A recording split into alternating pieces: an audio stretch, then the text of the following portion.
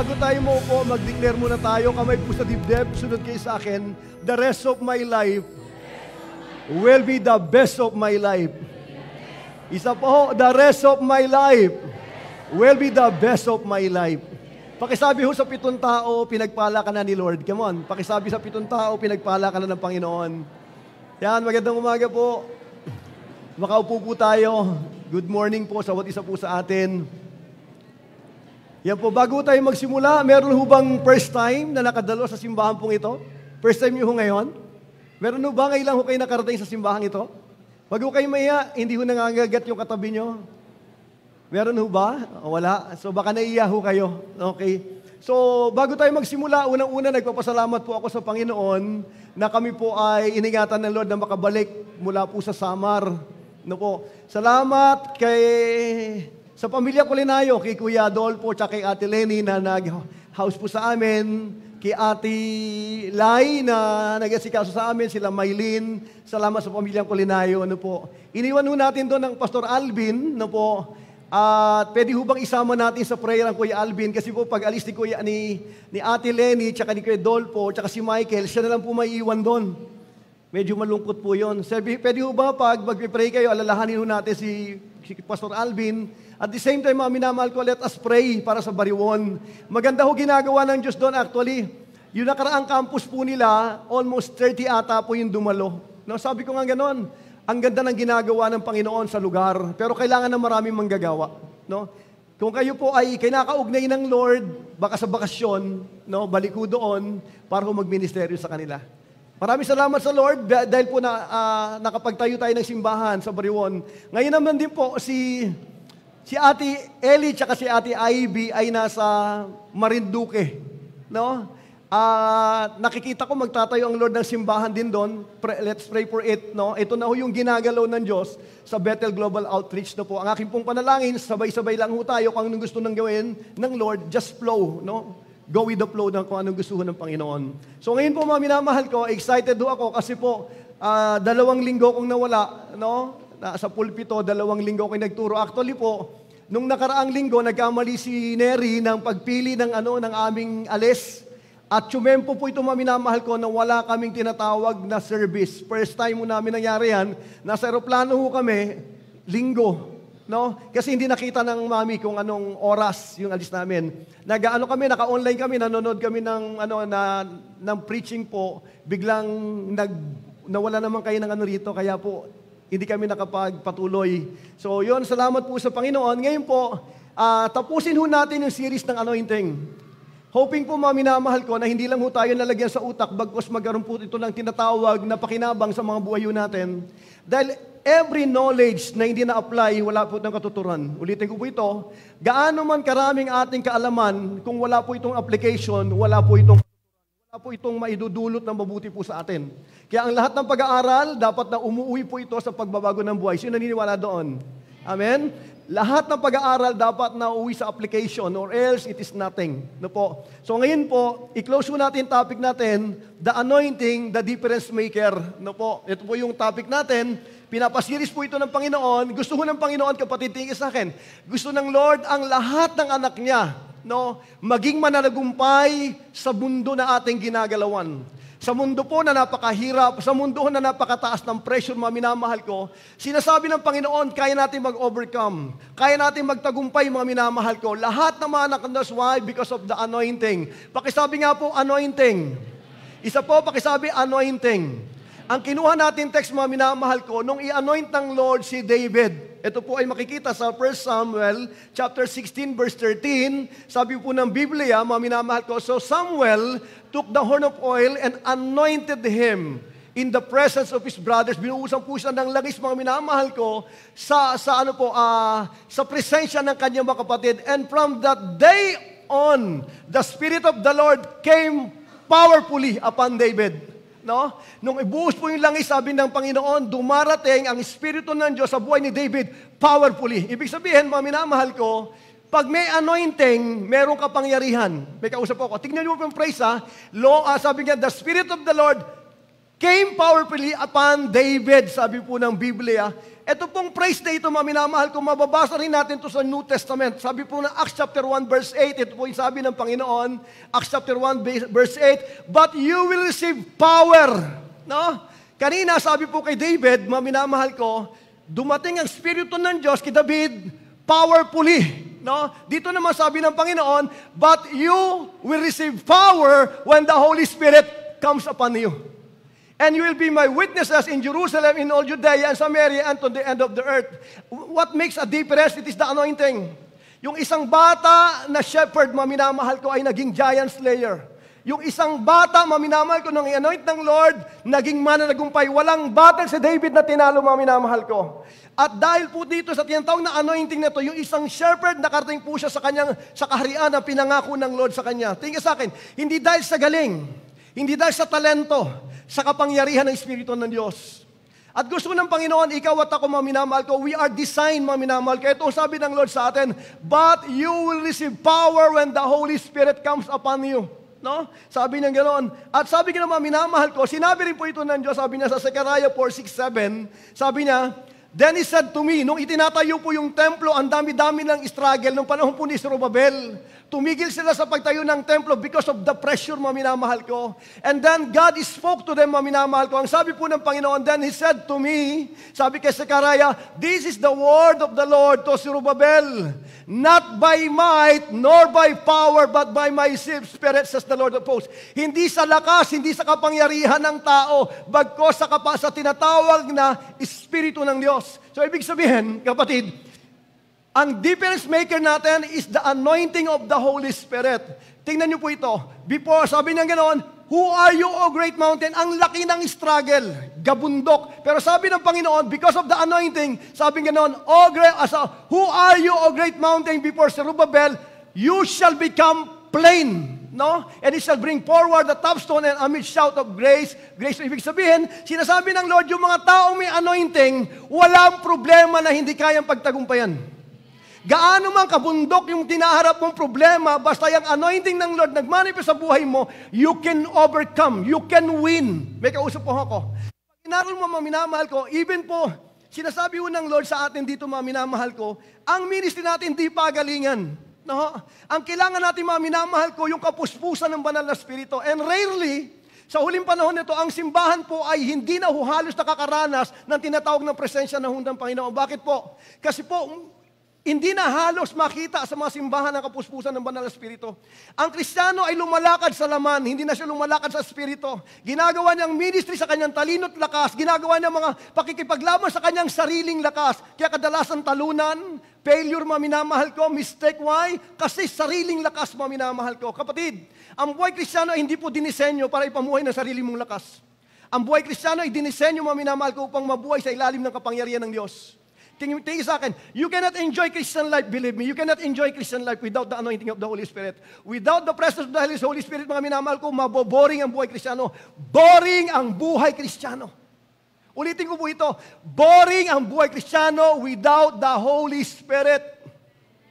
Kaya po kapatid sa akin, ang nagbibigay lang sa atin, mga minamahal ko, ng kasiglahan, ng kapayapaan, ng kagalakan, ang kapuspusan ng banal na Espiritu.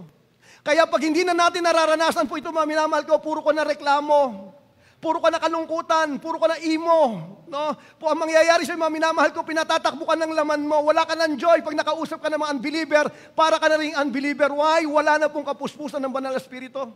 Kaya po tingin sa akin, the only difference, mga minamahal ko, ng Kristyanismo sa mga unbeliever is the anointing.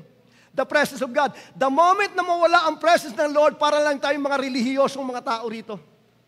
Wala na tayong silbi sa mundo nating ginagalawan. Wala na tayong alat, wala na po tayong tinatawag na liwanag sa buhay po natin unless, minamahal ko, na ang Espiritu ng Diyos ay manumbalik po sa atin. Alam niyo po ba, nung unang panahon ng Old Testament, si Holy Spirit po, minamahal ko, inintroduce po sa Genesis chapter 1 verse 1. Sabi ng Panginoon, tsaka verse 2, in the beginning, God created the heavens and the earth. The earth was formless, empty, darkness covers the deep, and the Spirit of the Lord was hovering upon the waters. Wala pang nililikha, minamahal ko, and God said, let there be light, and there was light. So ang kapangyarihang lumikha ng langit at ng lupa ay ang banal na Espiritu. Itong banal na Espiritu na ito, mga minamahal ko, na pinag-uusapan natin, sabi yung gano'n, mga minamahal ko, hindi po siya lumalagi sa panahon po ng Old Testament. Sa tuwing siya po may gagawin, bababa po yan sa tao powerfully, gagawin po yung assignment, pag sa assignment, aalis po yan. Wala kang makikita na ang banal na Espiritu ay nanatili sa isang tao doon. No? At yung po, Samson, Saul, David, pag may gagawin, the Holy Spirit will come powerfully, gagawa ng himala, and then, victory po ang kasunod. Pero alam niyo po ba, ito nakakatawa, for the first time, minamahal ko sa Bible, nabasa po ito, John chapter 2, verse 33, sa buhay po ng ating pong Panginoong Jesucristo. Sabi yung gano'n, mga minamahal ko, sabi dito, sabi ni John the Baptist, I myself did not know Him. Sino pinag-usapan? Si Kristo, yung Lamb of God, yung tagapagligtas. Sabi niya, ako mismo, hindi ko siya kilala. But He who sent me, But He who sent me to baptize, yung nagsugo sa akin para magbautismo with water said to me, yung nagsugo sa nabi sa akin, He on whom you see the Spirit descend and remain, this is He who baptizes with the Holy Spirit. Pag nakita mo na bumaba ang banal na Espiritu at nanatili siya yon. For the first time, minamahal ko, na makikita natin sa Biblia, minamahal ko, ang Espiritu ng Diyos ay nanatili sa tao. Sa buhay po ng ating Panginoon Jesucristo. Bakit po ba napaka-powerful ng life ni Jesus? Pakisabi nga po, anointing. Isa po hong anointing.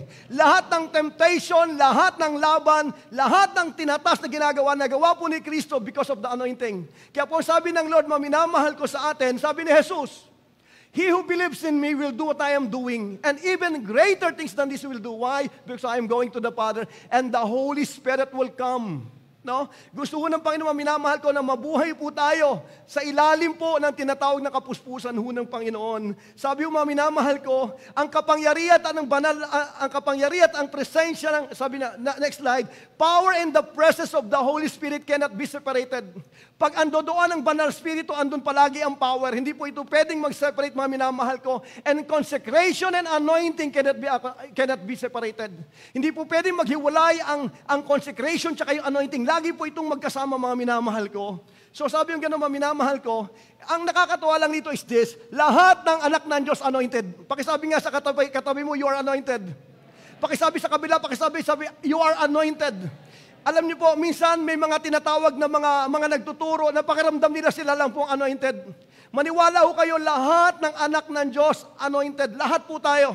The same Holy Spirit na nasa iyo, the same anointing ni Jesus Christ nasa iyo, nasa atin po pare-parehas yan. Sabi po ng 1 John chapter 2 verse 27. 1 John chapter 2 verse 27, sabi ng ganoon, but the anointing that you receive from Him abides in you. Nananatili ang tinatawag na kapuspusan ng banal na Espiritu sa iyo, ang anointing, and you have no need that anyone should teach you. But as His anointing teaches you about everything and is true and is knowledge just as it has taught you, abide in Him. Dito po malinaw, minamahal ko, lahat ng anak ng Diyos ay anointed. Kaya lang ang problema, Pastor, kung anointed kami, bakit kami talunan? Bakit kami nauwi sa salat? Bakit kami alipin ng kasalanan? Bakit kami alipin ng mga kalokohang pinagagawa namin? So what's the problem? Kung kami po'y anointed, Lord, what's the problem? No? Alam niyo, sa totoo lang, nakakapagod po ang buhay ng Kristiyano, paulit-ulit na bumabagsak. Amen? Nakakapagod po yan, kapatid. Bakit po? Repeat. Sasabihin yung conclusion mo, ang buhay Kristiyano ay napakahirap. Tama po ba ako? Alam niyo po ba, hindi humahirap ang Kristiyano. Napakahirap. Sobrang hirap without the Holy Spirit. Ulitin ko po ito. Ang buhay Kristiyano ay hindi lang humahirap. Ito po ay buhay na napakahirap without the Holy Spirit. Kaya tayo hirap na hirap. Pilit natin pinamumuhay ang buhay Kristiyano sa sarili ho natin. Sariling diskarte, sariling utak, sariling skill. Kaya po, maminamal ko, sumusuko tayo. Bakit po? Limitado ho tayo. Only the Holy Spirit, maminamal ko, is unlimited. No? Alam niyo po, maminamahal ko, I pray na after po ng topic na ito, ng series po na ito, sana magdesisyon ka, no, sa puso mo, natapusin mo na rin yung tinatawag na kasalanang pinagagawa mo, nakatapusin mo na rin yung tinatawag na mga pagbagsak ng buhay mo. Kaya ho po ito because the Holy Spirit is within us. Pag sinabi natin hindi kaya, sana wala ng Holy Spirit. Kaya tingin sa akin, hindi mo pwedeng sabihin na hindi ka na mababago. Dahil pag sinabi mo hindi ka na mabago, para kang unbeliever, wala kang Diyos. May Diyos ka, pwede kang magbago. May Holy Spirit na sabi niyan, and the fruit of the Spirit is love, joy, peace, sound, sa itinatawag nito, faithfulness, gentleness. Ibig sabihin, mga minamahal ko, hindi pwedeng hindi magbago ang isang Kristiyano pag naranasan niya po ang kapangyarihan ng Espiritu ng Diyos. May kausap po ako. Ano pinakamasarap na buhay sa Kristiyano? Yung malinis na buhay. Ang buhay Kristiyano, mga minamahal ko, ayusan ng buhay, linisan ng buhay. At ang pinakamasarap na buhay, kapatid, ulitin ko po ito, pinakamasarap na buhay, yung malinis na buhay, sa harapan ho ng Diyos. Bakit po? Kasi nakakagalaw ang Panginoon ng malaya. Ang kapayapaan nararanasan, ang kapangyarihan na nararanasan, ang kagalakan nararanasan, ang provision na nararanasan, ang pag-iingin nararanasan. Why? Kasi po malinis. Amen. Kaya kung meron tayong nanasain, mga minamahal ko, makapamuhay tayo na may kabanalan. Yung Diyos mo ay banal. Hindi po sa tao. Hindi po sa larawan. He is holy, holy, holy. At sabi ng Panginoon, sino ang gusto sumambasan? Maintindihan mo. Maintindihan ang simbahan ito. Maintindihan natin na banal ang Diyos natin. Minsan po, ang tingin natin sa Diyos natin, ganito kaliit. Ganito kaliit. Kung ganito na lang kalitan tingin mo sa Panginoon, wala na itong kakainang baguhin ang buhay mo. Maliban po na maintindihan natin kung sino po ang Diyos natin, mga minamahal ko, tsaka lamang po mag-aayos ang puso mo. Kaya napakalaga na maintindihan natin kung sino ang sinasamba natin. Pwede ba ako makiusap sa inyo? Bato-bato sa langit. Kung Diyos natin ay banal at dakila, mga minamahal ko, huwag mo siyang paghihintayin. Huwag kang pupunta rito na pinaghihintay mo ang Diyos mo. Dapat excited ka. Bakit? This is the day of the Lord. Ito yung oras na pagpapalain ka ng Lord. Ito yung oras na pwede mo siyang sambahin na sama-sama kayo. Kaya pwede ba ako makiusap sa bawat isa sa atin?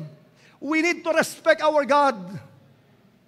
Ikaw nga ayaw mong pinaghihintay ka, pero ang Diyos okay lang na maghintay sa'yo.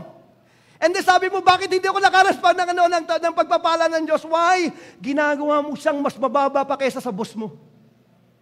Buti pa sa boss mo, takot na takot ka. Sa Diyos mo, hindi ka natatakot. Yung boss mo, hindi ka kayang dali sa impyerno, pero yung Diyos mo, kaya kang itapos sa dagat-dagatang apoy. Pastor, masyadong offensive ang word mo. Masyadong offensive ang word ng Lord. Lagi nyo tatandaan, mga minamahal ko, pag ang puso natin nakaayos, mga minamahal ko, salita ng Diyos, masarap po yan. Pero pag ang puso natin maraming ginagawang hindi tama, ang salita ng Diyos ay laging offense yan. Pakiramdam mo, lagi kang pinakikinggan, pinariringgan, lagi kang pinipersonal, mga minamahal ko. Ang sabi po ng Biblia, ang salita ng Diyos ay tabak na kabilaan. Lagi ito sinasabi, walang sinaksak, mga minamahal ko, na natuwa. Lahat na iyak. Lahat na saktan. Sabi ko ng Bible, this is the Word of God. Kaya po pag nakakaramdam ka pa ng sakit, ibig sabihin, kinokorek ka ng Lord. Pinapalalahanan ka ng Panginoon. Ang pinaka-nakakatakot sa lahat pag hindi ka na pinakalaman ng Diyos. Ulitin ko po ito. The moment na hindi ka na pakialaman ng Diyos, kaawa-awa na buhay mo. Pasalamat, pinapakailaman at walain ng Panginoon. Salamat, kinakausap mo pa kami. Si Saul po isang larawan ng taong anointed, mga minamahal ko. Hindi niya pinahalaga na anointing ng Diyos sa buhay po niya. Anong nangyari? Dumating siya sa punto na kailangan niya ang Diyos, hindi niya na masumpungan ng Diyos. Nagpe-pray po siya, ayaw na po siyang kausapin ng Diyos. Siya po ay halos mamatay-matay sa takot, mga minamahal ko. Hinanap niya ang Panginoon, pumunta siya sa medium, mga minamahal ko, sa mga kumakausap ng patay. Sabi niya, ibigay mo sa akin si Samuel. Nung lumabas si Samuel, mga minamahal ko, bakit mo ako ginambala? Nireject ka na ng Diyos, ayaw na ng Diyos. Ang sakit-sakit ng mensahe ng Diyos. Sabi ni Samuel sa kanya, patay na si Samuel, nireject ka na ng Panginoon, ayaw ka na niyang kausap. At ito sinasabi ng Diyos sa iyo, sama-sama kayong mamamatay sa araw na ito ng pamilya mo. Nung marinig niyo yung nanginig po sa mga, bumaksak po sa mga minamahal ko. Dahil nung panahong kinakausap siya ng Diyos, ayaw niyang makinig. Kaya kapatid niya sa akin, our God is a loving God. Our God is a gracious God. But our God is a judge. But our God is a holy God. May kausap po ako. Kailangan alam natin kung saan natin lalagay mga sarili natin. May panganahon na manifestation ng tatay mo, he love you so much, the embrace of God. No? Pero may mga panahon, mga minamahal ko, manifestation po na he is holy. Mangangata lang yung buong pagkatao pag naintindihan mo kung sino kausap mo. Kaya balance yung Diyos natin. Hindi po pwedeng puro tingin sa akin. Pag nakita mo ang Diyos mo na love, okay lang gumawa ka na kasalanan. Kahit po magtali kayo ng girlfriend mo, kasi tingin mo naman sa Diyos, patatawarin ka. Kahit dito, pag magsimba ka dito, pagdating ng Lunes ang galaw, lasing ka, kasi ang tingin mo, love ang Diyos mo. Pwede mong gawin lahat ng bagay kasi maiintindihan ako ng Diyos. Pero pag naintindihan mo, yung Diyos mo, banal, mahiya ka sa Diyos mo. Ang ganda ho ng sinabi niya yan ng BBM, nakaka-open. Pwede ko pang bagin do? Mahiya ka naman. Mga kapatid, maraming Kristyano hindi na marunong mahiya. Pero walang ganyan sa simbahan ito. Wala akong ganyan dito. Tingnan mo yung katabi mo, hindi ho yan. Alam mo, pag nawala po hiya natin, pag hindi na tayo marunong mahiya, gagawa ka ng kasalanan na parang normal ang kasalanan sa'yo. And nasasabi mo, mahal na mahal ako ni Lord. Love ako, pinagpapala ko ni Lord. Pinaka nakakatakot mo, minamahal ko yung pinagpapala ka ng Panginoon at the same time, nasa panahon ka ng kasalanan mo. When you die, hell ang katapat mo. Pastor, gabi naman mensahe na yan. Kapatid, nasa huling panahon. Anytime pwede hong mag-rapture. Malapit na uuwian. Gusto ko kayong palalahanan, malapit na ang uwian natin pare-parehas. Konti na lang. Pwede ho bang palakpakan si Jesus? Come on, pinakabalakas na palakpak sa Panginoon.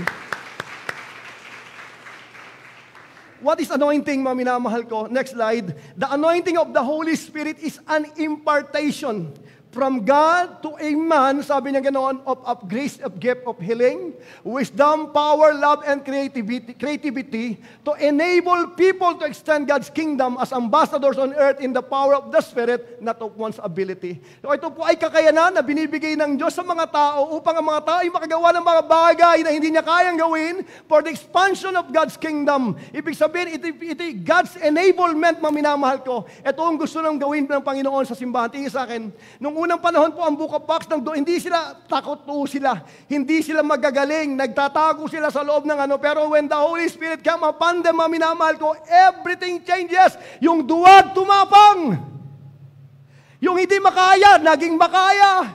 No? Naging, yung mga tao na stoppable, naging unstoppable. Why? Because of the Spirit of the Lord. Ito ang gustong maranasan na iparanas ng Lord sa church. Gusto kong Panginoon, mga minamahal ko, na makakita ng isang church na lumalakad sa anointing ng banal na Espiritu. Amen. Nakakasawa na yung kwentong puro na lang struggle. Nakakasawa na yung kwento, mga minamahal ko, kwento na kahinaan, kwento na ganito, kwento ng ganyan. Kapatid, tingin sa akin, itong huling panahon to, mga Kristiyano, parang hindi na ho nagtatagumpay. Parang laban na lang, survival na lang ho, mga minamahal ko, matira matibay. Hindi po yan ang layunin ng Diyos sa buhay po natin. Sabi ng Bible, you are more than conqueror. That's who you are, mga minamahal ko. Sinasabi ko ng Panginoon, higit pa tayo sa mananagumpay, mga minamahal ko. The Bible declares that. And then sabi ganoon, what is the anointing? The anointing of the Holy Spirit is a divine empowerment and special marking from God on believers. Markado ang mga taong anointed ng Panginoon, sabi niya ganoon. Not for show, hindi para magmalaki, no, mga minamahal ko. Sabi na ganoon, not for show, but for specific purposes like healing, miracles, deliverance, and bringing God's presence to others. Alam mo, nakakatuwa pong banal na Espiritu. Tingin sa akin, dati po, mga minamahal ko sa Holy Spirit, umaangat. Wala siyang bahay dito. Pero kapatid, pagdating ng New Testament, mga minamahal ko, every believer naging bahay ng Diyos. We carry the very presence of the Holy Spirit. Yung banal na Espiritu nasa yung mga minamahal ko. So therefore, you are anointed. Lahat ng Kristiyano, lahat po tayo ay pinananahanan ng banal na Espiritu. Kung noon kailangan niyang bumaba, aalis, ngayon hindi po. Nung siya po'y bumaba sa'yo, nanatili siyang nasa'yo. Sabi nga ni Pastora Jack, ito po'y God's initiative, minamahal ko. Kaya pag ito lang naintindihan ng Kristiyano at ito po'y nalakaran, you can enjoy Christian life. We can enjoy Christian life, minamahal ko, na makikita ng ibang mga tao na merong tinatawag na tagumpay, na binibigay po ang Diyos sa atin. Sabi nga, mga minamahal ko, when an anointing of the Spirit comes on a person, a task that before had been very difficult is now quiet, natural, and much more relaxed. Next slide, nak. Sabi nga noon, pag dumating po ang anointing ng Diyos, ng Espiritu, sa isang tao, sabi nga noon, yung gawain na dati napakahirap, ang nagiging parang natural, ang nagiging relax na ginagawa ng Kristiyano. Iba ho ang anointing, mga minamahal ko, na gusto ho ng Panginoon iparanas po sa simbahan pong ito. Kasunod, next slide, nak, next slide.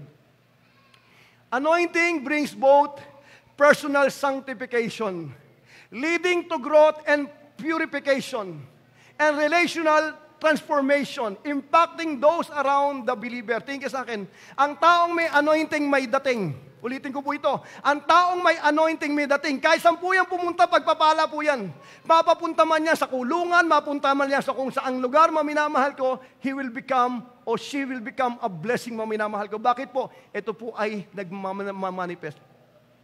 Isa ho sa dakilang example ng anointing is si Joseph.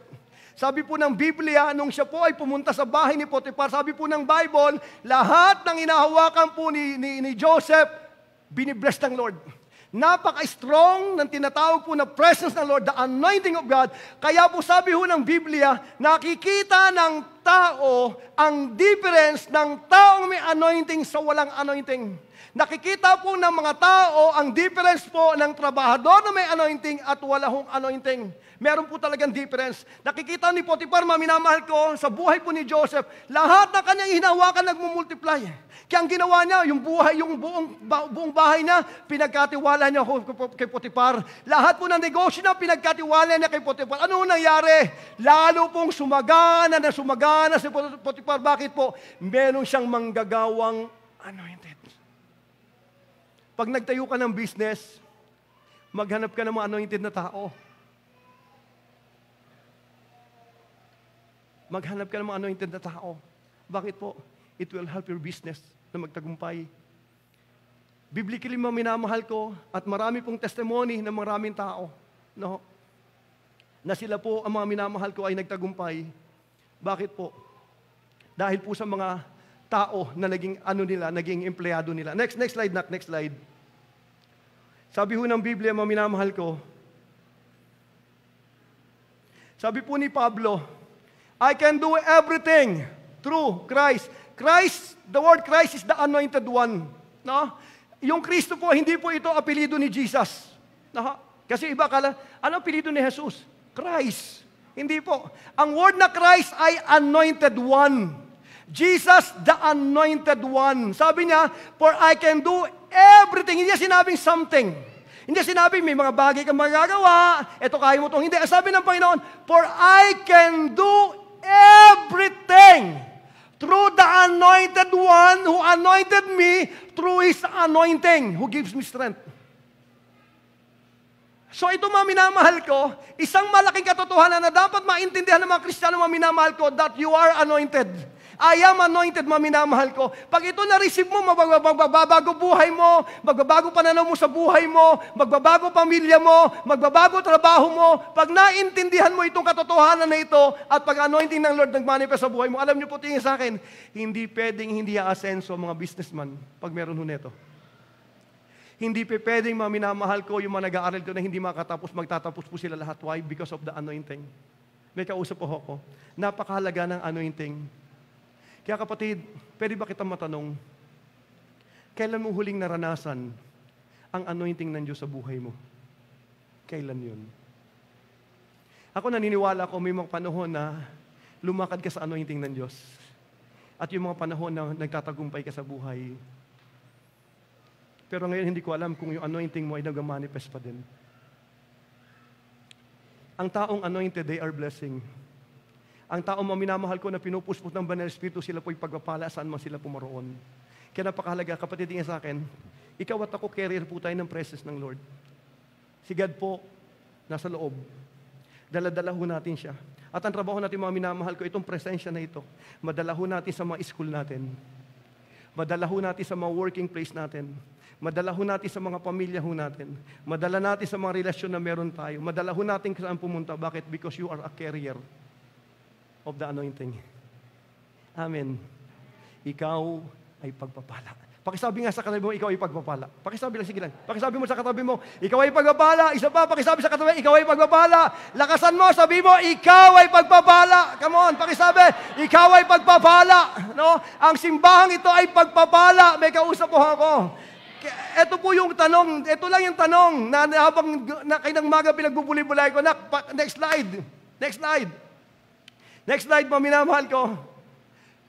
Bakit ba di na halos maranasan ng mga believer ang power o ang anointing ng banal na Espiritu. Ulitin ko po ito. Bakit ba di na halos maranasan ng mga believer ang power o anointing na banal na Espiritu? O kung meron man, kakaunting Kristiyano lang ang nakakaranas nito. Why? Bakit ko konti lang ang anointed na musician? Bakit ko konti lang ang anointed na music team? Alam nyo, ang lagi kong pinapangarap, minamahal ko, itong mga taong nasa unahan po na ito, nakasama ho nating naglilingkod sa inyo. No? Maging anointed ho sila. Na makaya nilang dalhin ang presensya ng Panginoon para po i-guide kayo papunta sa presensya ho ng Panginoon. Lagi ko ito sinasabi sa kanila, pag hindi ka nakarating ng presensya ng Panginoon, hindi mo kayang i-guide ang tao papunta sa presensya ng Lord. Kaya po, ang unang-unang kailangan natin palagi, mga minamahal ko, ikaw at ako, kailangan natin matutunang dumating sa presensya ho ng Panginoon. Para pag may mga tao tayong ililid, mga minamahal ko, alam ho natin kung sila dadalhin kasi naintindihan natin na tayo po'y nakakarating sa presensya ho ng Panginoon. Pwede ba ako magtanong sa'yo? Kailan ka huling nakarating sa presensya ng Diyos? Kailan mo huling naranasan ang kapuspusan ng Lord? Kailan mo huling naranasan ang tinatawag ng yakap ng iyong Diyos? Kailan? Kung ito ay matagal na, gusto ko maintindihan mo, sa umagang ito, available po si Lord. Bakit ba di na halos maranasan ng mga believer ang power, anointing ng banal na Espiritu? O kung meron man, sabi niya ganoon, sabi niya, mga minamahal ko, kakaunting Kristiyano lang nakakaranas. This is the problem. Kung bakit hindi nakakaranas ang church ng anointing, next slide, Next slide. Basahin po natin ito. 1, 2, 3, basa. Isa po, 1, 2, 3, basa. Dito mga minamahal ko, sinasabi ho ng Lord sa atin, isang reason o ang main reason kung bakit ang church ay hindi makaranas, ang music team ay hindi makakaranas, ikaw at ako hindi makakaranas ng anointing ng Lord, yung tinatawag po na kawalan ng tinatawag na consecration. No? Pag sinabing consecration, mga minamahal ko, sabi po sa Biblia, mga minamahal, ito yung meaning po ng consecration. In the Bible, consecration means setting apart. Ikaw po ay itinatalaga, diyan ka lang. Para ka dyan. Huwag ka nga alis dyan. Yan ang calling mo. That's tinatawag na consecration. Or dedicating something or someone completely to God for His glory, for His holy purpose and glory. Ibig sabihin, it involves a life of full devotion, which means surrendering yung ating kalooban, yung ating oras, yung ating talento, yung lahat-lahat sa atin sa Diyos. Pagtanggap sa Kanyang kalooban, pamumuhay na may kalinisan, kabanalan, mga minamahal ko, buhay na nagpaparangal sa Diyos. Consecration, next slide, is an act of worship and a commitment to live a life of obedience to God's commandment. Pastor, pwede bang lumalim ang pagsunod? Pwede po. Pwede. Pwede ba tayong mag-mature? Pwede po. Pwede po ba tayong mabago? Pwede po. Tingin sa akin, hindi sasabihin sa atin ng Lord, be holy, for I am holy. Kaya na sinasabihan tayong be holy, kasi kaya mo mabuhay na may kabanalan because of my Spirit that lives within you. Kaya tingin sa akin, darating ang time, hindi tayo pwedeng mga tuwiran sa Diyos. Why? Everything has already given to us by our God. Sabi nga naman, minamahal ko, while all believers have the Spirit, greater obedience and consecration can lead to a deeper, more tangible experience of this power. No? Consecration. Buhay na takalaka talaga sa Panginoon. Yung ganito, kapatid, paglabas mo rito, Kristiyano ka pa din. Maraming Kristiyano mabait sa loob ng simbahan. Pero Lunes hanggang Sabado, hindi na ho sila mabait. No? Maraming mga Kristiyano minamahal ko, banal na banal pag linggo. Pero mula Lunes hanggang Sabado kung ano-anong pinagagawa sa buhay po nila. Pastor, nakaka-open ka naman. That's the truth. You will know the truth and the truth shall set you free. Itong huling panahon na ito, mga minamahal ko, ang dami mga tao na sa loob ng simbahan. Pero may minamahal ko, namumuhay na parang hindi mga Kristiyano. Na pag pinadala mo sa mundo, wala silang pinagkaiba. Yung ginagawa nilang fornication, ginagawa ng unbeliever. Yung pagiging lasinggero ng unbeliever, lasinggero din po sila. Sama ng ugali na, sama rin ang ugali nito. No? Chismosa to, chismosa rin to. Hindi ito nagpapatawad, hindi ito nagpapatawad. Wala akong pinagkaiba. Hindi ko alam kung babalik ka pa next week. Hindi ko alam. Pero kung seryoso ka, gusto mo mabago, gusto mo ranasan ng Panginoon, this message para sa ito. Para sa atin to. Kaya ako naniwala ko, minamahal ko, tayo tatandaan, pag nagka-cancer ka, kunyari nagka-cancer patient ka, o operahan ka tama, ano lalayunin? Tatanggalin po yung cancer na papatay sa'yo. Pero yung pagtanggal ho ng cancer na yun, hindi ho yung masaya. Hindi ho masayang inooperahan. Hindi ho masayang binabakbak yung katawan mo, tinatanggal po yung cancer po niya, hindi po yan masaya. Pero gagaling ka lang pag natanggal yung cancer. Ganon din si Lord. Minsan ang sakit. Pero tinatanggal niya yung mga bagay na pwedeng magbigay sa atin ng kamatayan.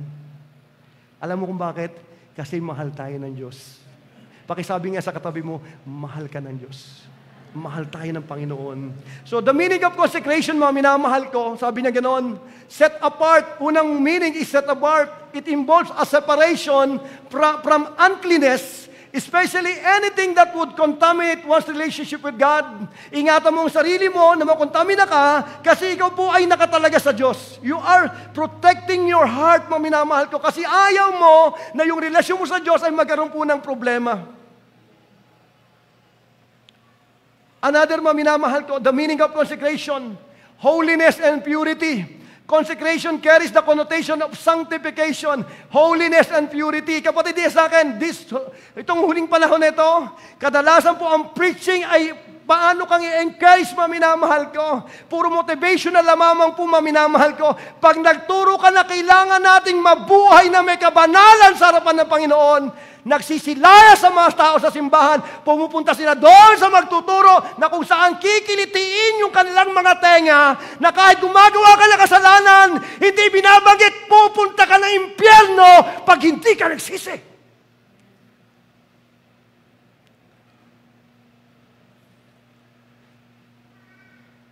Anong gusto mong marinig? Himas sa likod? Hindi na po ito huling panahon. Hindi na po ito himasan, kapatid. Baguhan na po tayo. Susunduin na ng Diyos ang simbahan.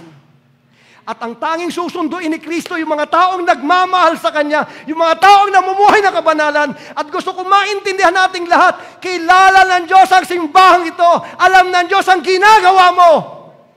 Alam ng Diyos ang ginagawa ko pare-parehas. Pwede tayong maglukuhan na mabuhay natin, pero kailanman hindi natin pwedeng lukuhin ng Diyos natin pare-parehas.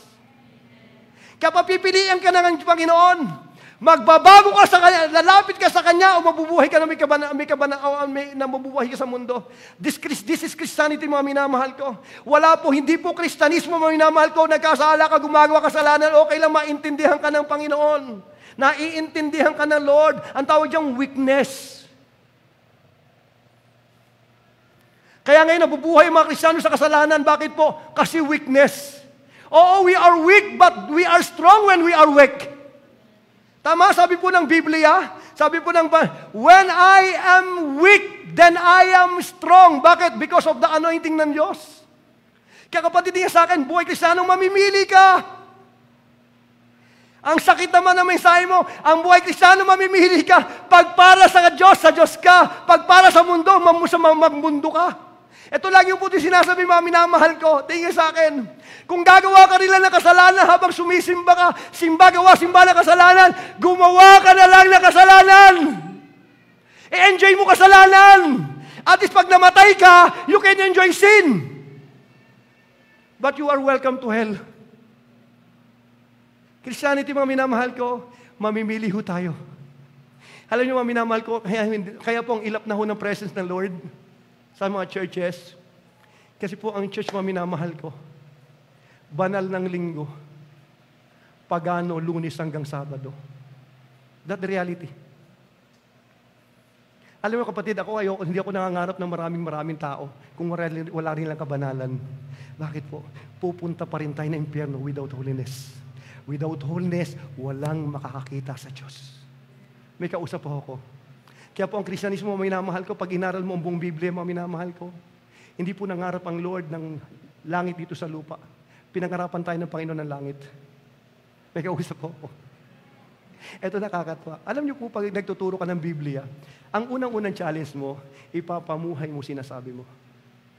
That's the very challenge. Maraming gusto magturo, mga minamahal ko, but the challenge, mga minamahal ko, kung paano mong ipapamuhay yung sinasabi mo. Bakit po? Lahat ng sinasabi mo rito na hindi mo ginagawa, hahatulan ka ng Diyos. May kausap po ako. That's the very challenge, mga minamahal ko ng pagkapastor. Ikaw muna bago ho sila. Aayusin mo buhay mo para ho sa kanila. Kaya tingin sabi ng Panginoon, Lord, for them, sabi ni Jesus, I sanctify myself for them. Hindi na sinanctify ang sarili niya para sa Kanya. Sinanctify niya, pinapaging banal niya ang sarili niya para sa mga tao. Dahil po kung sumablay si Kristo, wala pong salvation. Kaya po ang leadership, mga minamahal ko, paayusan ng buhay, pabanalan ho ng buhay. Hindi po paramihan ang blessing. Ang blessing po ay kasunod lamang po yan ng buhay na inaayos ng Diyos. Hindi po katingin sa akin, sa harapan ng Lord, hindi mo pwedeng i-impress ang Diyos na malaki sahod mo. Hindi mo pwedeng i-impress ang Panginoon na ang ganda ng trabaho mo. Hindi po pwedeng i-impress ang Panginoon na ang dami yung achievement. Hindi po siya napapawaw dyan. Nagwawaw ang Lord sa mga taong mapagpakumbaba. Yung mga taong nakikita niya, Lord, I have sinned against you. Sorry, patawarin mo ko. Diyan napapawaw ang Diyos. Diyan umahanga ang Diyos, mga minamahal ko. Sa mga taong kinikilala ho yung kabanalan ho ng Lord. Ganda ng mensahe, no? Parang nagkamali kayo ng service Sunday. Pastor, kababalik mo lang. Ulitin ko po ito. Masarap maging maayos ang buhay. Alam mo pinakamahirap sa bigyan example? Love mo si Lord, love mo yung mundo. Sabi mo, ay, pagsabayin ko na lang. Hindi ko talaga, mamimili ka talaga sa Diyos. Tama po ba ako? Kaya sabi ng Panginoon, do not love the world. Kaya ang ganda ng buhay Kristiyano, the moment sinabi mo Kristiyano ako, para ka sa akin. That's consecration. Sabi, Lord, para ako sa iyo. Kaya pag sinabi mo, tinanggap mo si Kristo, tingin sa akin, huwag mo siyang tanggapin bilang tagapagligtas lang. Kasi maraming Kristiyano tinanggap si Kristo, tagapagligtas. Pero yung buhay nila sila na bahala, ligtas na ako. Pwede na akong mag-iinom, pwede na akong magsabu, pwede na akong mag-scatter. Pwede bakit? Tinanggap ko si Jesus bilang tagapagligtas. Sabi po ng Bible, kung tatanggapin mo Jesus, dalawa dapat. Unang-una sa tagapagligtas mo at siya ang Panginoon mo. Pag sinabing Panginoon, kapatid, siya yung nasusunod sa buhay mo. Siya yung nagmamay-ari sa'yo. That's the context ng Lordship. Kaya ngayon, maminamulo ang Kristiyanismo, hindi na Panginoon, Panginoon, Panginoon, Panginoon, Lord, Panginoon, Panginoon, Panginoon, wala nang Panginoon. Ano po ba gusto mo sa buhay ko? Paano mo ba ako nakikita? Panginoon, mahabag ka po sa akin. Gusto kong maintindihan ko kung sino ho kayo. That Christianity. Obedience and love. Sabi nga noon, yung consecration, ito po'y nag-uugat sa pag-ibig sa Diyos. And flows into a commitment to obey His command. Following Christ's example of obedience to the Father's will.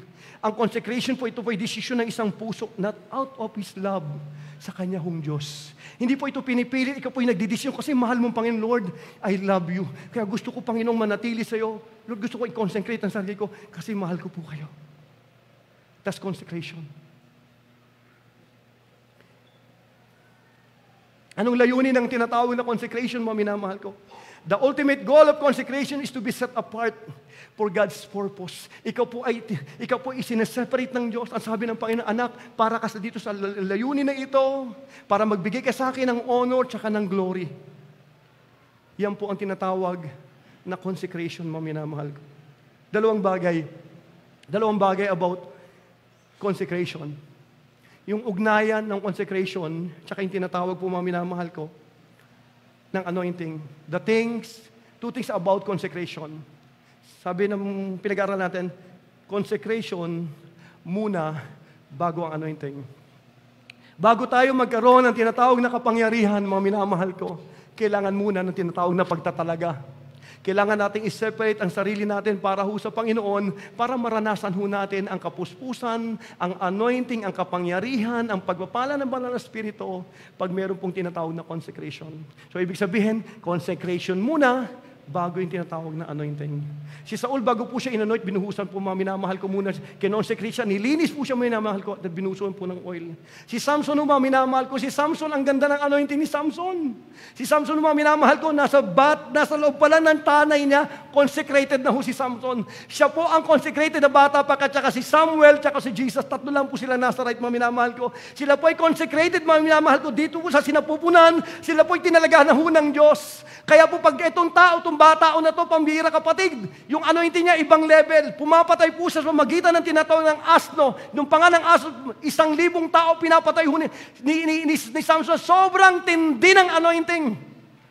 Grabe. Kaya po, maminamahal ko, mga kalaban niya takot sa kanya because of the anointing, maminamahal ko. Bakit po siya may anointing? Kasi may consecration. Nakatalaga po siya sa Panginoon. Bawal siyang humawak ng patay. Bawal siya mag-asawa ng unbeliever. Bawal po siya, maminamahal ko, na tawag ko rito, uminom ng alak, maminamahal ko, na halos lahat ginawa niya. Hindi na nakita yung kahalagahan ng tinatawag na anointing niya. Tingnan natin yung verse, mga minamahal ko, para sa anointing. May nagtanong po na isang teacher. Sabi po ng teacher, which is the great commandment in the law? Sabi ng isang teacher kay Jesus, Lord, ano po ba yung pinakadakilang utos sa utusan? Sumagot si Jesus, you shall love the Lord your God with all your heart and with all your soul and with all your mind. This is the great and the first commandment. Ano yung utos na yan? Pakisabi nga po, consecration. Isa pa ho, consecration. Mamahalin mo ang Diyos mo ng buong puso mo. Mamahalin mo ang Diyos ng buong isip mo. Mamahalin mo ang Diyos ng buong kalakasan mo. This commandment, mga minamahal ko, is the greatest commandment of all. Ano yon? Ikaw ay para sa Diyos. Ako ay para sa Diyos. May kausap po ako. Yan po ang disenyo natin. Mamahalin ho natin ang Diyos. Tingin, sino rito nakakaranas ng pag-ibig ng Diyos? Sino rito na-enjoy mo yung love ni Lord? Hindi pwede enjoy ka lang ni Lord. Kailangan mo magbalik ng love. Sa lahat na nakakaranas ng pag-ibig ng Lord, dapat nagbibigay ng love. Sabi ho ng Biblia, siya yung unang umibig sa atin kahit umibig sa Kanya. Ang disenyo ng love ng Lord, pag naranasan natin, babalik ho natin, tutugunin natin ng pag-ibig natin sa Panginoon. Alam niyo po, tingin sa akin, maraming mga tao, malinis ang puso, hindi malinis ang isip. Mahal niya sa Lord, sabi niya sa puso, sa gawa niya, hindi nakikita. Tingin sa akin, na pag minahal mo ang Diyos, sa puso mo, synchronize yan sa isip mo, synchronize yan sa kaluluwa mo, makikita ng tao sa labas yan. Kaya ang ganda-ganda commandment na ito, Pastor, kaya ba natin gawin yan? The Holy Spirit will help us. The anointing of God will help us. Hindi magkocommand ang Lord ng isang bagay na hindi natin kayang gawin dahil binigyan na tayo ng kapuspusan ng banal na Espiritu.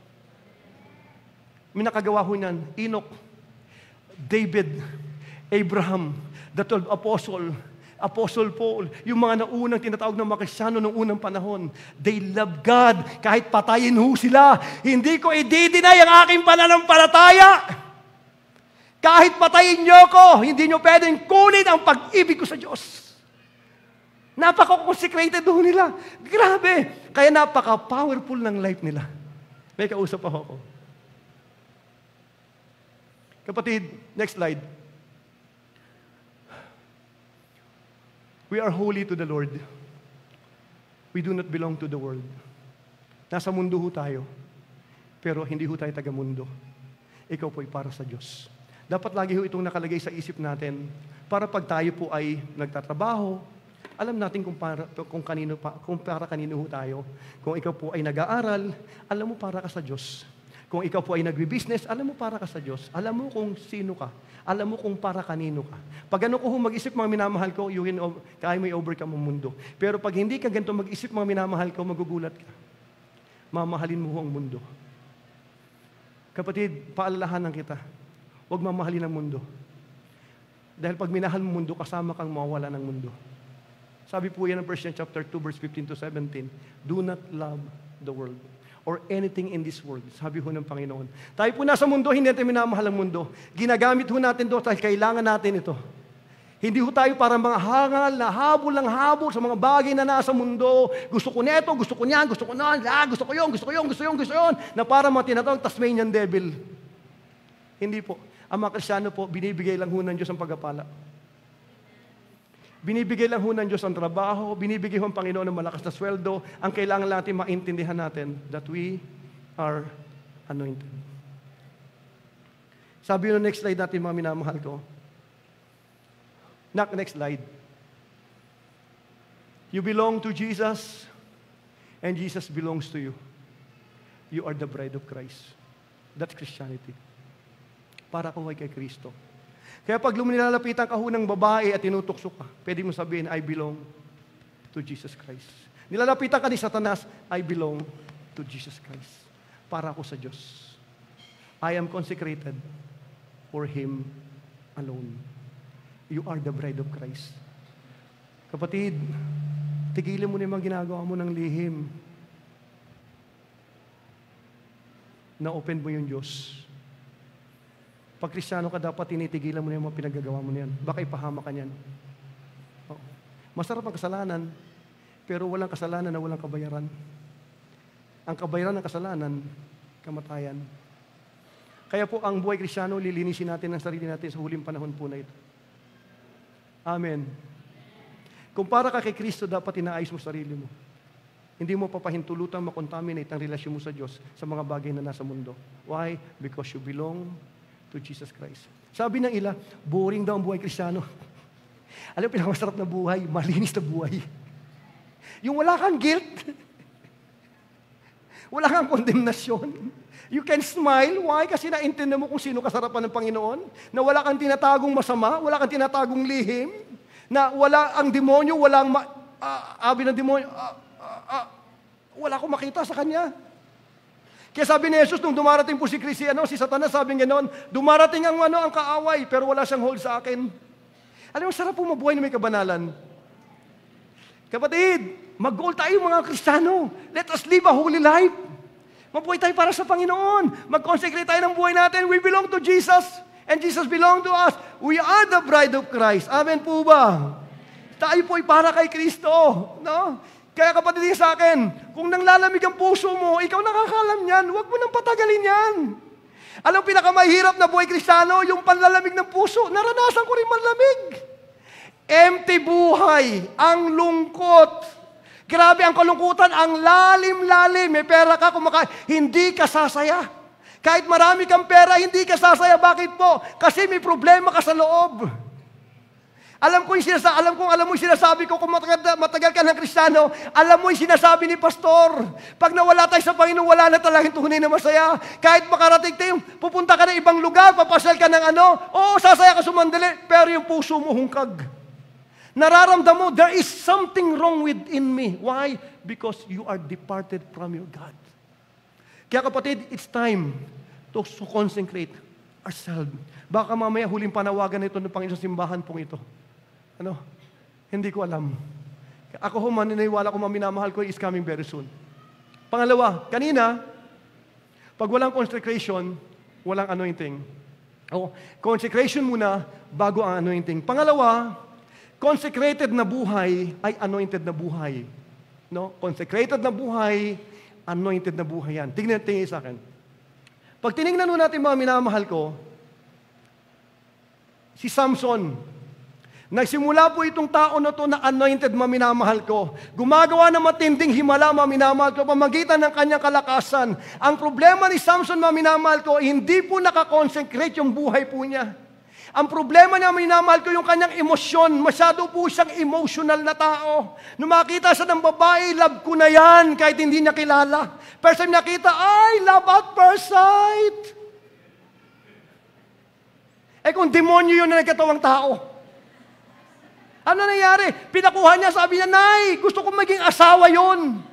Sabi na nanay niya, unbeliever yan. Kahit na unbeliever, maganda. Hindi niya iningatan yung anointing niya. Hindi niya alam kung ano daladala niya. Hindi niya alam kung anong purpose niya. Ninanakaw ng demonyong buhay niya. Ano nangyari? Nakalabas siya. Tapos nakakita naman siya ng hostess. Ang lakas ng lust. Nakakita ng hostess, maminamahal ko, sexy. Kinuha niya rin, sinipingan, ang taas ng lust. Ano nangyari? Silipingin naman, hindi na napupuna, bawat kasalanan na ginagawa ng tao, nagbibuild ka ng karakter mo.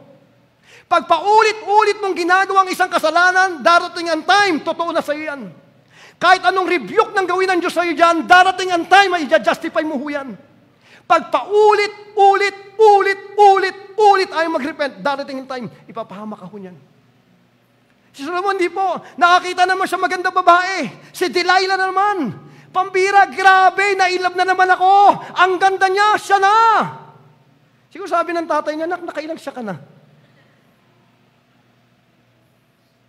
Kinuha niya. Natutulog po siya sa kandungan ng kasalanan.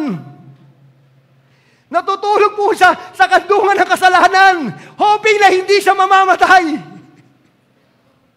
Pambira, nakaganon siya. Hindi niya alam, tinatrabaho siya ng demonyo habang nasa kasalanan siya. Ang tanong ng Satanas sa kanya, na nagkatawang, Delilah, maminamahal ko, saan nanggagaling yung lakas mo? Sabihin mo sa akin, di ba love mo ko? Hindi, kasi ganito. Hindi mo talaga ako love. Hindi mo sinasabi yung truth. Hindi na sinabi. Inulit. Di ba? Tinalian siya ng court bago. Tingnan mo ang kasalanan nakakabobo. Ay, pasensya mo kayo. Ang kasalanan nakakatanga. Pakiano na lang po, tut. Tingnan mo hindi mo naintindihan, nakaano ka sa kandungan ng babae. Pinaplanuhan kang patayin. Hindi ko magana isip. Tapos, hindi ko tatali ako ng tali. Sabi niya gano'n. Hindi, mangihin ako tulad ng mga tao. Tapos, bigla sumigaw si Delilah. Sabi niya, Samson! Mga Pilistin! Tumuyo siya, gano'n niya lang. Shh! Ang lakas! Tapos, umulit na naman. Hindi mo talaga ako mahal. Grabe ka. Hindi mo siya sabi nga, sino yung katotohanan. Natutulog sa kandungan. Hindi niya inisip mamamatay ka. Hindi mo naisip na in danger ka. Dahil sa kasalanan na ginagawa mo, mapapahama ka. You will die. Ang kabayaran ng kasalanan. Hindi po impernes, impyerno. No? Iba ginawa impernes para mababy mo babang tingin. Hindi po. Yung impyerno noon hanggang ngayon, impyerno pa rin po ito. Hindi po ito nagbago. Ano nangyari? Kung tatalian ako ng ganito, kung yung aking mga buhok ay titirintas ng 7 manghihina aking lakas. Tinirintas na gano'n. Tapos Samson, tumayo lang siya parang. Sabi ni Delilah, hindi mo talaga ako love. Ayun na naman ang demonyo ng katawang tao. Ay, ulitin ko po ito. Ang kasalanan nakakatanga. Ulitin ko po ito. Ang kasalanan nakakabubuo yan. Hindi gumagana ang utak ng tama. Nakukura po yung kanyang isipan. Nakukura po yung buo niyang pagkatao. Pangatlo, ganun din. Nakulitan na ho siya. Sabi niya ganun. Pag ako ginupitan, kasi hindi pa ako nagugupitan, ang lakas ko nanggagaling sa buho ko. Sabi ka na Delilah, nagsasabi na ng totoo to. Pinatulog siya sa kandungan. Pinaypayan po siya doon sa kandungan ng kasalanan. Okay, sabi mo, sarap sa kasalanan. Grabe, enjoy ko to. Love ko itong kasalanan na to. You will die. Ginupitan siya, hindi niya alam.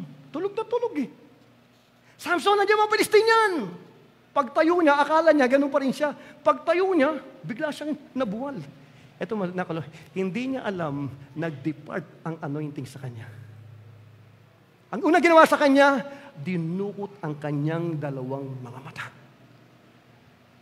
Nung wala na ho siyang lakas, wala ka nakikita, gumagapang ka ngayon, minamak ka ng tao, pinaglalaroan ka ng mga tao, tinanggal ang purpose mo, tinanggal ang vision mo, paikot-ikot ka na para naghihintay ka na ng kamatayan. Hindi po naingatan. Kapatid, tingin sa akin, your anointing will lead you to the top. But your consecrated life will keep you at the top. It is one thing na magkaroon tayo ng tinatawag na consecration. Another thing, kung paano natin iingatan ang buhay natin pare-parehas. Kaya kapatid, mahalaga ang mga cell group. Mahalaga na may taong nakakausap ka pag nahuhulog ka sa kasalanan. Dapat may mga taong nasasabihan ka pag nag-i-struggle ka. Alam niyo, natutuwa ako sa Panginoon. I am praying sa mga anak ko.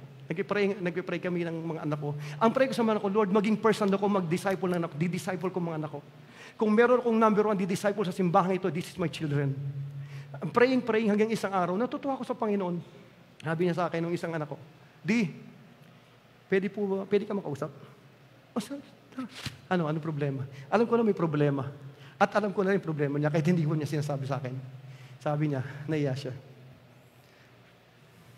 Ang hirap magsabi ng kasalanan. No? Tama po ba ako? Walang malakas ang loob. Yung matitigas lang mukha na parang sa ligo mga kasalanan. Binabrag pa yung kasalanan. Nahulog nga ako sa sini. Grabe. Di ba? Hindi po. Kinausap ko na anak ko, sabi niya gano'n, nahulog ako sa porn. Nagkwento lang siya about porn. Noon, nag-review siya ng tinatawag ng mga X-rated film. Nagsimula muna sa pakapapanood ng Facebook. Nakita niya muna yung mga sexy bodies na natataniman po ng tinatawag po ng lust. Hanggang hindi napansin ang lust ay lumalaki, nagiging higante. Dumating isang temptation, then he failed. Alam mo, tuwa ako sa Panginoon, habang pinakikinggan ko anak ko, hindi ko kinukonsinti kasalanan. Kasi na-offend ang Diyos dyan. Pero this is my time para sabihin sa anak ko, na mahal ka ng Diyos, kailangan lang ng repentance. Kailangan magkaroon ng genuine repentance at magkaroon tayo ng tinatawag na boundaries sa paggamit natin ng cellphone. Tapos natutuwa rin ako noong nakaraan, isang araw lumapit sa akin yung isa ko pa ring anak. May sinasabi rin sa akin. He failed. Nagkasala siya. Naiyak ako, sabi ko sa Panginoon, patawarin mong anak ko habang nag-uusap kami. Tapos umiiyak siya, humingi siya ng tawad sa Panginoon. Sabi sa akin, hindi, patawarin mo ako. Pinapakinggan ko lang siya. Nakita ko sa anak ko, he was repentant. And I believe minamahal ko. Yun po ay kung kandidato. Sinatawag sa madaling tinatawag na restoration. Alam niyo, ang hirap pag wala kang tao nakakausap. Mahirap. Kaya huwag mong babaliwaliin ang sa leader mo. Mahal ka niyan. Kahit lagi kang parang pinapagalitan. Hindi ka nagmamalasakit siya sa'yo. Kasi nakataya ang anointing mo sa ano yan. Dapat may tao kang pinakikinggan. Huwag matigas ang ulo. Lahat na matigas ang ulo sa Biblia, lahat po sila napahamak. Sabi ho ng Biblia, pag ang tao pa ulit na sinasabihan at hindi nakinig, pagbaksak niya, he is irreparable. Kaya dapat matutong makinig ang mga Kristiyano, lalo na itong huling panahon na ito. No? Itong huling panahon nito, kailangan natin lalo ang kasama, mga minamahal ko, kailangan natin magtulungan, hindi ikondina ang kasalanan, hindi konsintihin ang kasalanan, bagkus sama-sama nating labanan ang kasalanan. Sabi ko nga sa anak ko, nung nagsasalita siya, anak, hingi kami ng tawad, umiyak kami parehas, bilang tatay, I ask forgiveness, patawarin mo kami. Ano man pagkukulang ko sa anak ko, patawarin mo ko. Patawarin mo yung anak ko, Panginoon. Linisin mo siya ng dugo ni Kristo, Panginoon. And then sabi ko sa kanya, anak, tandaan mo, kasama mo ko. Hindi mo to laban to ng pamilya natin. Laban against sin. Laban against the demon. Laban against sa Satan. Ang church, hindi po ito magkakalaban. Magkakakampi ang simbahan. Ilagay natin sa puso't isipan natin, mga minamahal ko. Kung meron tayong mamahalin, mga minamahal ko, bukod sa mundo, ang bawat isa sa atin. Walang perfecto sino man sa atin pare-parehas. Pero ang sabi ng Panginoon, you must love one another as I have loved you. Hindi mo pwedeng hindi patawarin ang kapatid mo dahil hindi ka patatawarin ng Diyos pag hindi ka nagpatawad ng kapatid mo. Hindi pwedeng mas marunong ka pa sa Diyos mo. Magpalit na kayo ng Diyos, ikaw na umupo sa trono. Minsan mga Kristiyanong titigas ng ulo. Alam naman ang salita ng Diyos, ayaw i-apply. Ang daming nadadamay halos ang lahat-lahat. Bakit? Ang lagi isip na open ako, nasaktan ako. Lahat tayo na-open, maminamahal ko. Walang hindi na-open sa simbahang ito.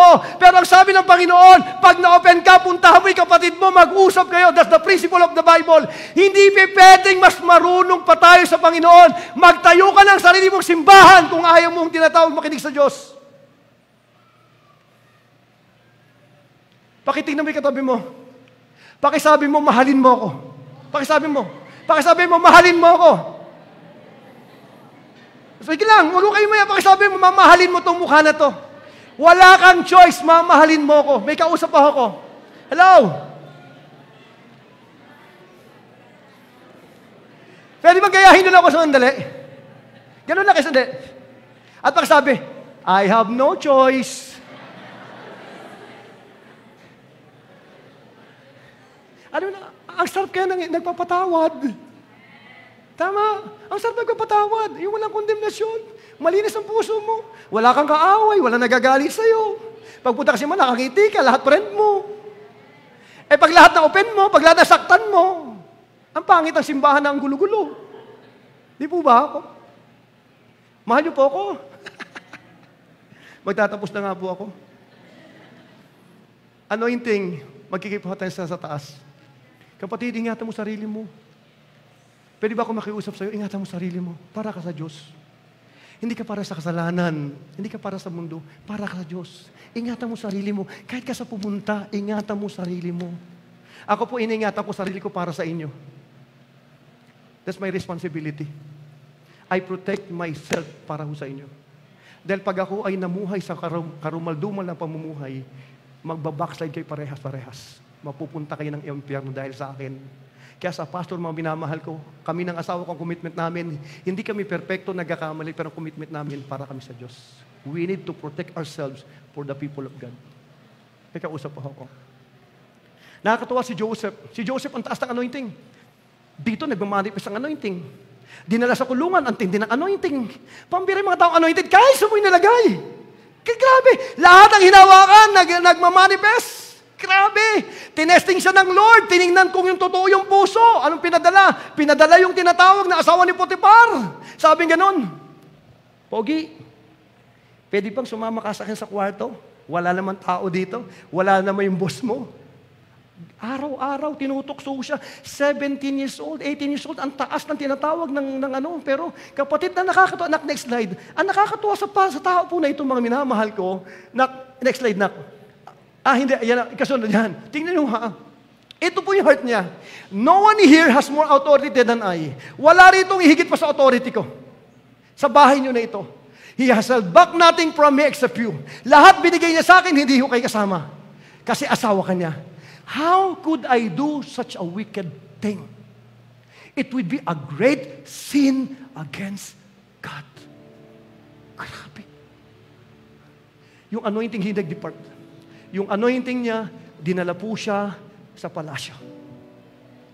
Anointed sa kulungan, anointed na servant, anointed po na prime minister ng lugar ng Egypt. Why? He kept his anointing. Iningatan niya sarili niya, maminamahal ko, na mabuhay sa kasalanan. Next slide na. Next slide. Next slide. Next slide. Anointing will lead you to the top, but it is your consecrated life that will keep you to the top. Lahat tayo mga minamahal ko, itong kailangan natin pare-parehas. Si pastor, ikaw, no, tayo. No, ingatan natin ang buhay natin pare-parehas. Tingnan niyo po ito. Ito, gustong-gusto ko itong word na ito. Bakit ba si Kristo napaka-anointed? Next slide. Si Kristo napaka-anointed. Grabe, anointing ni Kristo. Kahit sa pumunta, nag-manifest yung glory ng Panginoon sa buhay po niya. Ito po yung kanyang puso. But of the Son, he says, sabi ng Ama sa Anak, sabi ng Diyos Ama sa Diyos Anak, your throne, O God, is forever and ever. The scepter of uprightness is the scepter of your kingdom. Ito yung nakakata. You have loved righteousness and hated wickedness. Grabe puso ni Kristo. Sa kinamumuhian mo ang kasalanan, minamahal mo ang katuwiran. Sabi ko, Lord, gawin mo sa amin to. Pag nakakita kami ng kasalanan, karumal-dumal. Ayoko niyan. Pag hindi sa katuwiran, ayoko niyan. Pag sa katuwiran, sama ako dyan. Pag sa kalokohan, ayoko dyan. Kung ano ang katuwiran, nandoon ako, mga minamahal ko. Kaya alam niyo, nakakatuwa si Vico Soto. Grabe po ang anointing ng bata na ito. Ang tindi ng anointing. Grabe, bakit po? Mahal niya ho Diyos niya. Tinuruan po siyang mahalin ang Diyos niya, respetuhin ang Diyos niya. Sabi ni Jesus, mahal ko ang katuwiran at kinamumuhian ko ang lahat ng bagay na masama. Therefore, God, your God, has anointed you with the oil of gladness beyond had your compassion? Bakit yung anointing ni Jesus hindi nagdi-deplete, hindi nawawala? Kasi ito'y commitment ng puso niya. Ama, para lang ako sa katuwiran. Ayoko po ng kasalanan. Nung paggaling namin magtatapos na ako, galing kami ng Samar, magpipray ako yung prayer circle doon sa taas. Pagpasok ko, pambira, ang daming kalat, tas ang baho ng amoy. Sabi ko ganun, pambira, hindi ako makatagal. Lumabas ako, maminamahal ko, kaya ako dito nagpray. No. Sino rito kaya mong tumagal sa baho? Kaya nyo tumagal sa baho ng bahay nyo? Next slide lang. Eh kung ganyan kaya itsura ng bahay mo, nanay ka, ano kaya maririnig? Kayo, wala kayong ginawa, wala. Ang tangsyong habak. Tama? Hindi ka matutuwa. Alam mo ba, ikaw din, hindi ka natutuwa sa madumi. Tama ko mali. Kapatid, tingin sa akin. Ikaw po ay bahay ng Diyos. Ikaw po ay bahay ng banal na Espiritu. Nasa loob siya ng katawan mo. Nasa loob siya ng pagkatao mo. Alam mo, siya rin ayaw niya ng marumi. Ayaw niya ng mabaho. Ang kasalanan sa Diyos, mabaho. Ang kasalanan sa Diyos, hindi maganda. Try to imagine. Nag-porn ka, pasok sa ano mo. May lust ka, pasok sa katawan mo. May greed ka, pasok sa katawan mo. Lahat na kasalanan niya, nakaimbak huya sa buong pagkatao mo. Ito nakakalungkot. Andon ang banal na Espiritu. Buti ka pa, pag mabaho kaya mo umalis. Ang baho, grabe! Nakakainis! Si Holy Spirit, hindi. Pag nabubuhay ka sa kasalanan, maminamahal ko, pag nabubuhay tayo sa lust, sa greed, maminamahal ko, nabubuhay tayo sa kasinungalingang pandaraya, ang dumi-dumi ng buhay mo, ang masakit, andon si Holy Spirit, hindi po siya pwedeng lumabas dahil ang commitment niya manatili sa buhay mo. Yung alam mo na, 3 buwan na yan, 4 na buwan na yan, ang dumi-dumi ng buhay mo, wala kang plano mag-repent, si Holy Spirit nasa loob mo, kung pwede na lumabas si Holy Spirit, lalabas, kaya lang ang commitment niya is to remain in your life. Kaya po sabi ng Bible, do not grieve the Holy Spirit of God. Wala siyang magawa, wala siyang yung alam mo, naranasan mong malungkot, naranasan mo, lahat tayo nalulungkot na nasataktan. Yung po ang nararamdaman ni Holy Spirit habang tayo po ay nagpapakasaya sa kasalanan. Hindi siya makaalis mo, minamahal ko. Kapatid, gusto ng Lord i-restore yung anointing mo. Gusto ng Lord ibalik yung puso mo. Gusto ng Panginoon, minamahal ko, magsimula ka ho ng bago. Pero alam nyo, minamahal ko, 3 bagay lang hinihingi ng Diyos sa atin. If you want to be restored, yung anointing mo, yung buong pagkatao mo, kailangan ng humility, minamahal ko, kailangan ng kababaan ng loob. Kailangan natin maintindihan, your God is holy, kailangan natin maintindihan, minamahal ko, na itong Diyos na ito, minamahal ko, na minamahal tayo, ay nasasaktan natin. Hindi siya makaalis, minamahal ko, si Holy Spirit mismo. Alam mo ni Holy Spirit, nung tagapin mo si Kristo, pagpasok niya sa loob mo, marami kang gagawin kasalanan, pero nag-take na ng risk, minamahal ko. Bakit? Kasi mahal ka ng Diyos. He chose, minamahal ko, to stay within you. Kaya pag grip na siya, hirap na ang banal na Espiritu. Hindi dahil hindi siya makapangyarihan, kaya lang He chose na ilagay ang sarili niya sa loob ng katulad ho natin. Humility. Humility, ina-attract na ito ang Diyos. Pag nakita ng Panginoon, nagbaba ang sino mang mga tao, natutuwa ang Panginoon. Inaabot niya mga tao, nagbababa, sabihin pa, pag nagbaba ka ng sarili, itatayo kita. Pag nagbaba ka ng sarili, iaangat kita. Pangalawa, minamahal ko, repentance. Pakisabi nga ho, repentance. Isa pa ho, repentance. Pagsisisi. Paano kapag nagkakasala? Maraming Kristiyano gawa ng kasalanan. Hindi na ho sila naihiyang gumawa ng kasalanan. Wala na ho silang hiya sa paggawa ng kasalanan. Hindi na sila nakukonvict ng kasalanan. Patuloy sa namumuhay sa kasalanan. Pero tingin ka sa akin, sa kabila ng ganyang ginagawa natin, mahal pa rin tayo ng Diyos. At ang sinasabi ng Panginoon, anak, hindi ba nakikita ang ginagawa mo? You offended me so much.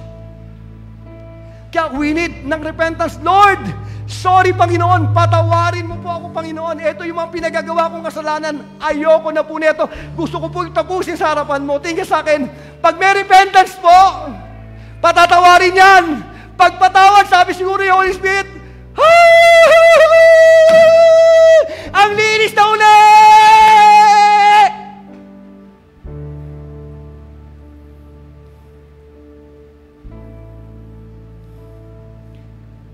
Repentance is your gift to yourself. And I believe, ang sakit man isipin, nagbibigay ng kaligayahan sa banal na Espiritu. Pag genuine ang repentance. Pangatlo, mga minamahal ko. Number 1, kailangan natin ang tinatawag na humility. Pangalawa, kailangan natin ang tinatawag po na repentance. Pangatlo, kailangan natin i-surrender ang buhay natin sa Kanya. Naaktingin ka sa akin, yung buhay mo hindi yan. Hindi ka para sa'yo. Don't you know that your body belongs to the Spirit of God? Ikaw, ako, lahat tayo. Dapat ang buhay natin ay nakasurrender sa ating pong banal na Espiritu. Nakakatawa. Pag nakita ni Holy Spirit, nagbaba ka ng sarili, natuwa na yun. Nag-repent ka, lalo siyang natuwa. Tapos sabi mo, Lord, ayoko na, pagod na ako, pwede ba ikaw na? Mas lalo siya matutuwa. Kaya sabi na, okay, salamat.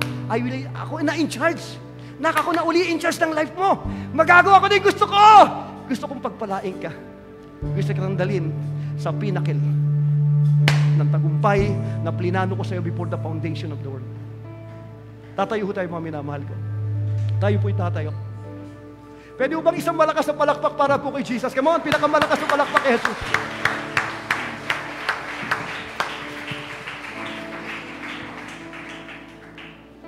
Pwede ba ako mag-request sa'yo? I want you to bow your head and close your eyes.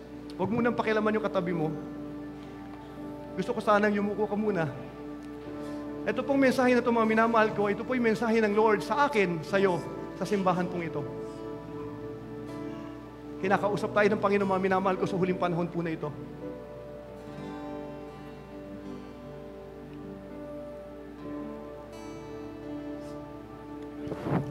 Hindi pa tapos ang Diyos sa buhay mo. Hindi pa tapos ang Diyos sa buhay ko. Hindi pa tapos ang Diyos sa simbahan pong ito.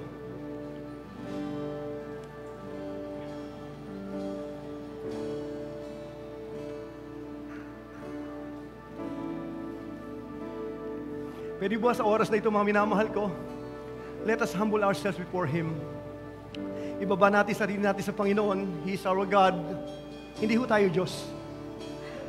Ang Diyos lamang po ang Diyos. Pangalawa, kung meron po makasalanan, mga minamahal ko, na ginagawa ho tayo ng lihim, at wala hong lihim na kasalanan dahil lahat ng kasalanan alam ho ng Diyos.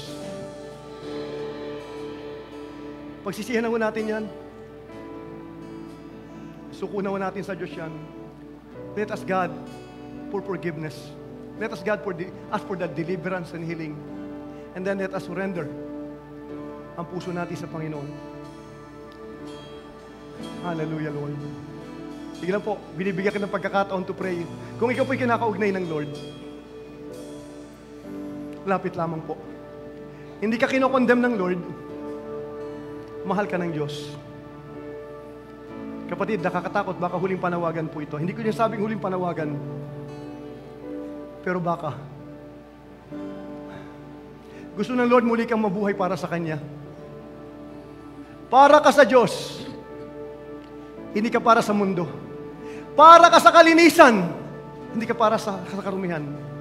You belong to your God alone. He died for you.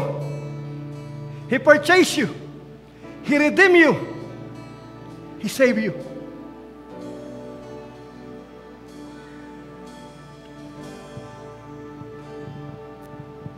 I come before you.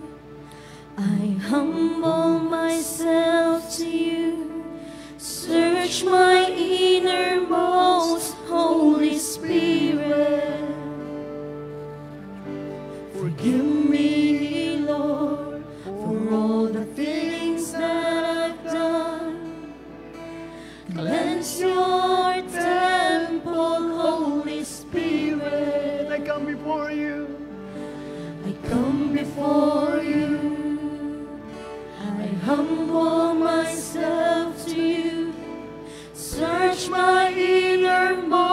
God. Holy Spirit. Search our innermost. Forgive me, Lord, for all the things that I've done. Cleanse your temple, Holy Spirit. May your power and presence rest in me. Use me as you want me to be May your used by you. May your power and presence rest in me. Use me as you want me to be used by you. I surrender. I surrender. Lord, sinusuko namin ang buhay namin sa iyo. I surrender to you. Holy Spirit, I surrender. I surrender to you. I come before you. I humble myself to you. Search my innermost, Holy Spirit. Forgive me, Lord, for all the things that I've done.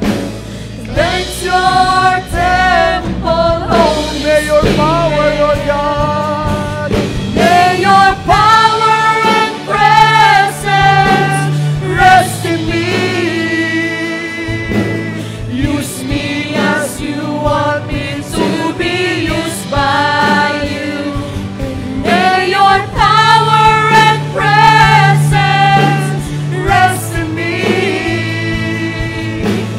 Use me as you want me to be used by you. I surrender to you. I surrender to you. Holy Spirit, Holy Spirit, I surrender. I surrender to May your power, Lord God. May your power and presence rest in me. Use me as you want me to be May used your by power, God. May your power and presence Rest in me. Use me as you want me to be. I surrender. I surrender. to you. I surrender to you. Holy Spirit. I Holy surrender. Spirit, I surrender. I surrender to you. Hindi na kita palalapayitin sa harapan. Pero kung gusto mo magsuko ng buhay sa Panginoon, it's between you and Him. Pwede mo itaas ang kamay mo. Kung gusto mo magsuko ng buhay, hindi kita pinipilit. No? Kung gusto mong isuko buhay mo sa Panginoon, I want you to raise it. Itaas mo kamay mo sa Panginoon. Kung gusto mo isuko lang ang buhay mo, kung hindi, okay lang. Pero kung gusto mo magsuko ng buhay sa Panginoon sa umagang ito, taas mo kamay mo. Pagtaas pa lang ng kamay na yan, nakita na ho ng Lord ang puso mo. Kanina ka pa kinakausap ng Lord, habang tayo ay nasa gitna ng preaching. Kinakausap ka ng Panginoon dahil mahal ka niya. Gusto niyang ibalik ka sa Kanya kasi pag-aari ka niya. Hindi ka pag-aari ng sino man. Ikaw po'y pag-aari ng Diyos. Aming Ama, kami po ay nagpapasalamat sa iyo. Andito kami nakataas ng aming mga kamay. Thank you, Lord, for reminding us. Lord, pwede kami magtagumpay. We are anointed, Lord God. We can do all things through Christ who strengthens us, O God. Lord, ang pwede maging bara ay yung tinatawag, Lord, na kasalanan, consecration, O God. Lord, kilala mo kami. Pwede namin pekein ang tao, pero kailanman hindi ka namin pwedeng pekein, O Diyos. Panginoon, wala kaming planong maglaro sa harapan mo. Tinataas namin ang kamay namin kasama mga puso namin kasi, Panginoon, kami ay nagbababa ng sarili sa harapan mo. At sa oras po na ito, humihingi kami ng tawad sa lahat na kasalanan na aming ginagawa. Kasalanan na aming pinapractice, kasalanan, Ama, na aming iniisip, kasalanan na walang nakakakita. Pero may isang paris ng mata. Nakakita ng mga kasalanan ito, ikaw po yun. Sa oras na ito, Panginoon, nagdidesisyon po, humingi kami ng tawad. Lord, sorry. Patawarin mo kami. Sa mahabang panahon, Banal na Espiritu, nasaktan ka, na-open ka, Panginoon, nag-grieve ka, Lord, forgive us. Forgive us, Lord. At minsan pa, Panginoon, nandito kami magkakapatid. We decided from the bottom of our heart. Panginoon, we surrender to you our heart, our mind, our soul, our body. Sa araw na ito, nanunumbalik ang iyong anak sa iyo. Thank you. You belong to me. I belong to you. Panginoon, tanggalin mo lahat ng guilt. Tanggalin mo lahat ng shame. Tanggalin mo lahat ng condemnation. Panginoon, I pray right now, tanggalin lahat ng kasalanan ito. Hugasan mo kami ng dugo ni Kristo, Panginoon. Right now, in the name of Jesus, I declare healing, Lord God, sa mga sugatan. Yung mga broken hearted, I declare healing right now. Buuin mo po, Diyos. Lord, I declare yung mga bulag because of sin, Lord, makakita pong muli. Ibalik mo lahat ng ninakaw ng demonyo sa buhay ng mga anak mo. I declare the joy of the Spirit. The joy of your salvation. Lord, maraming salamat po. Pwede po ba kapayapaan? Lord, pwede po ba yakap? Father God, yakap! Yakap, we want your embrace! Woo! We need your presence, oh God! Lord, right now, I pray for your presence. Hallelujah! Pwede ba pasalamatan mo pa? Open your mouth! Open your mouth! Come on, hallelujah! Lord, thank you! Lord, bless you! Lord, sinasamba namin kayo. Pinupuri po namin kayo. All the glory belongs to you, Father God. Father God, we love you. Salamat. Hindi ka napagod na mahalin po kami. Grabe po kayo. Sa iyong lahat ng kapurihan. Sa pangalan po ni Jesus. Ang lahat po sumigaw ng Amen. Amen.